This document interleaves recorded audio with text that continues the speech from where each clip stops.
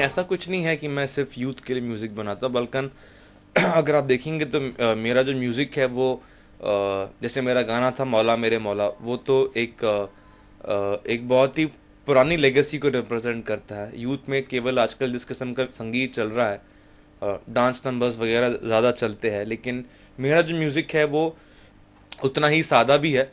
दिल संभल जा ज़रा फिर मोहब्बत करने चला है तू, या तो फिर जिंदगी ने जिंदगी भर गम दिए, तो उतना ही सादा भी है और यूथ को बहुत पसंद आता है। लेकिन साथ ही साथ जो दूसरे एज ग्रुप्स हैं वो लोग भी बहुत पसंद करते हैं।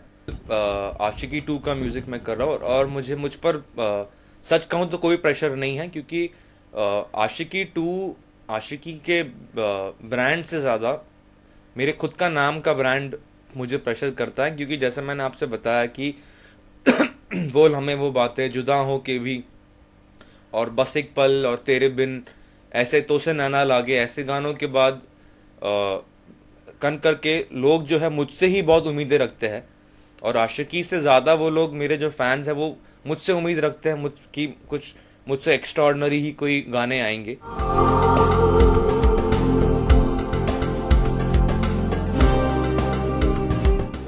मुझे ये ख्याल आया जब मैं करीबन 16 साल का था, और मैं 11 साल की उम्र से संगीत सीख रहा हूँ। और जब मैं 16 साल का था तब मैंने सोचा कि मैं एक म्यूज़िक डायरेक्टर बनना चाहता हूँ, और फिर उसके मुताबिक मैंने तालीम शुरू की। और जब मैं 19 साल का था तब मैंने अपनी पहली फिल्म की, जिसका नाम था जहर। जहर का वो लम्हे वो बातें तो उस साल का सबसे बड़ा गाना था। तो वहाँ से लेके जो मेरी शुरुआत हुई, तो मतलब उसके बाद there was no looking back, क्योंकि जहर के बाद कलयुग, और कलयुग के बाद अनवर, अनवर के बाद बस एक पल, बस एक पल के बाद द ट्रेन, ये सभी तो चार्ट बस्टिंग साउंड ट्रैक्स थे, सभी चार्ट बस्टर्स थे। सर मैंने आपसे बताया कि मैंने 19 साल की उम्र में मैंने अपनी पहली फिल्म की, और उस वक्त कोई स्ट्रगल नहीं हुआ मुझे, क्योंकि मेरे जो फादर है वो इसी इंडस्ट्री से है। उन्होंने 40 साल तक काम किया है, 40 साल काम किया एज एन अरेंजर। तो बहुत सारे लोग उनको वैसे ही जानते थे, और उन्होंने ही मुझे मुकेश भट्ट साहब से मिलाया, और उनके द्वारा ही मुझे पहला मौका मिला, और फिर मैंने मशाल अपने हाथों में ले लिया।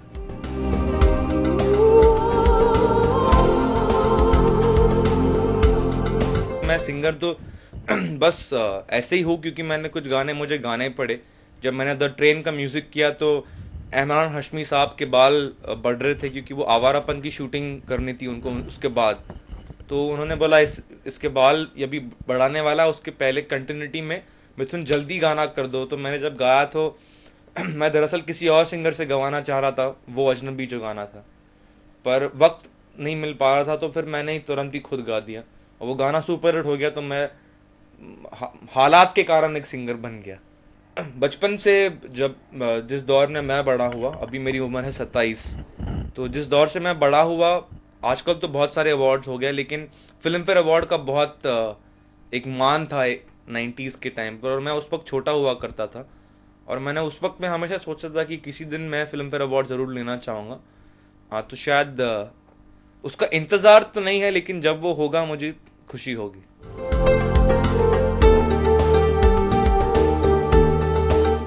देखिए, सबसे पहली बात तो ये बहुत लोगों को गलत फहमी है कि मैं सिर्फ भट्ट के साथ काम करता, क्योंकि मैंने उनके साथ 2 फिल्में की, जहर और कलयुग। उसके बाद मैंने 3 फिल्में की, अनवर, बस एक पल और द ट्रेन, और ये तीनों ही बाहर के लोगों के साथ थी। अनवर मैंने मनीष झा के साथ की थी, बस एक पल मैंने ऑनर के साथ की, और द ट्रेन मैंने श्याम बजाज के साथ की। तो मेरी पहचान जो है वो भट्ट कैंप से बाहर बनी है। तो ऐसा कुछ नहीं कि मैं सिर्फ उनके साथ कर रहा हूँ। अभी मेरी टी सीरीज के साथ 3 फिल्म डील हुई है, विक्रम भट्ट के साथ भी मैं 2 पिक्चरें कर रहा हूँ, और ऑनर के साथ मेरी एक और फिल्म आ रही है, और एक एरोस के साथ मेरी फिल्म आ रही है अगले साल 3G, जिसका नाम है।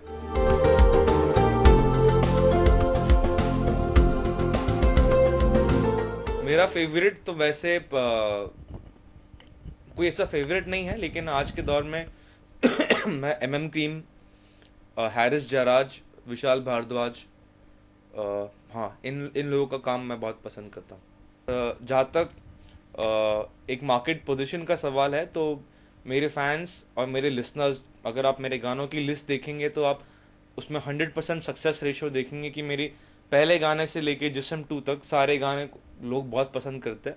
और वो अपने आप में एक मेरी दुनिया है, वहीं पर मैं ही नंबर वन हूँ और कोई है ही नहीं।